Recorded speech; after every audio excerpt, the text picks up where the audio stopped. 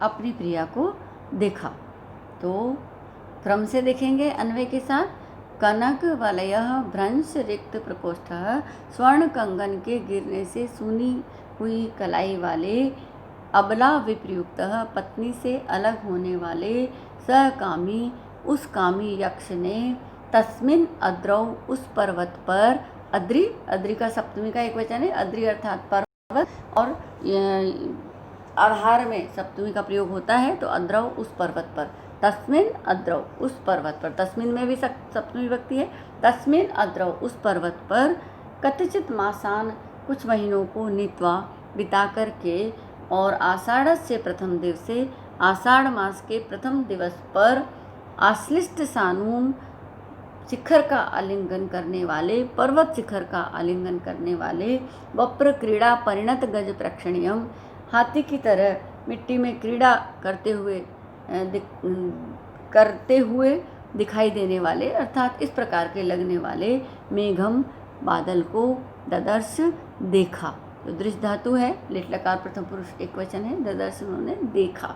तो इस प्रकार से अपनी सूनी कलाई वाले अबला से अलग हुए सकामी उस कामी यक्ष ने उस पर्वत पर, तस्मिन अद्रौ उस पर्वत पर, कतिचित मासान नीत्वा कुछ महीने बिता करके, और आषाढ़ से प्रथम दिवसे आषाढ़ मास के पहले दिन, आश्लिष्ट सानू पर्वत शिखर का आलिंगन करने वाले, वप्र क्रीड़ा परिणत गज प्रेक्षणीयम मिट्टी में क्रीड़ा करते हुए हाथी की तरह दिखाई देने वाले, मेघम मेघ को, बादल को, ददर्श देखा। तो इस प्रकार इन दोनों पद्यों में विषय वस्तु की सूचना जो है, जो मेघदूत का जो विषय वस्तु है, जो उसकी जो पाठ्य विषय वस्तु है, उसको बताते हुए वो कह रहे हैं कि कोई यक्ष जो है वो रामगिरी आश्रम पर रहता था।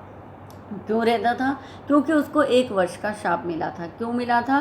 क्योंकि उसने अपने कर्तव्य में लापरवाही की थी। क्या लापरवाही की थी?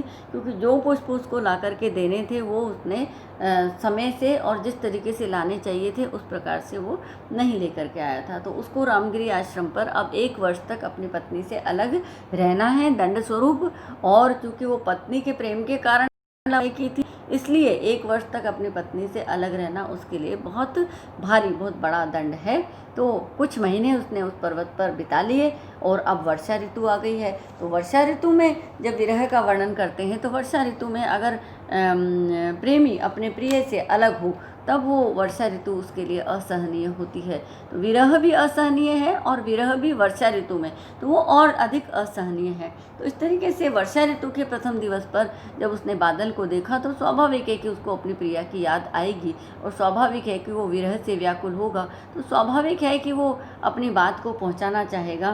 तो इस मनोदशा का, इस विरह का, इस वियोग का कवि कालिदास ने बहुत ही सुंदर वर्णन किया है। और वो सुंदर वर्णन, वो गेय वर्णन, और वो इस प्रकार का जो दूत काव्य है उसको हम पढ़ेंगे। मेघदूत अपने आप में विश्व प्रसिद्ध है, और मेघदूत ऐसा एक काव्य है जिसके आगे फिर इसी विषय वस्तु को लेकर के दूत काव्यों की एक नई परंपरा प्रारंभ हो गई है। तो इस तरीके से जो हमारा काव्य है वो आगे बढ़ रहा है, और अगले जो अध्याय हैं उनमें हम मेघदूत के आगे के जो पद्यों को हम देखेंगे।